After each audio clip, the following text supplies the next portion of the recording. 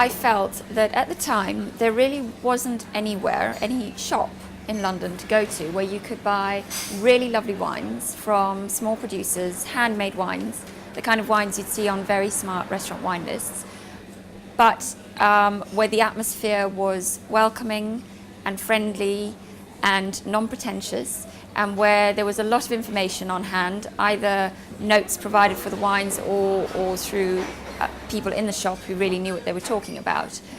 There are lots of very good wine shops in London, but they either tend to be extremely elitist and a bit pompous sometimes, or they just don't provide an awful lot of information.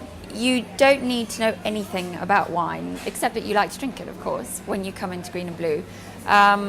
We do an awful lot of work on staff training, but we also provide extensive notes on all the wines. So we do everything we can to make it as easy as possible for you to find a bottle that you're really going to enjoy drinking. If people can't come in here and speak to someone who knows the wines, then we're not doing our job properly. So yeah, we don't recruit people because they know anything about wine necessarily. We look for people who are friendly and bright and are not going to ever patronize anyone or talk down to them. Most of what we sell you'll only find in a few other independents and on restaurant wine lists. They're absolutely not widely available on the high street or in supermarkets, etc.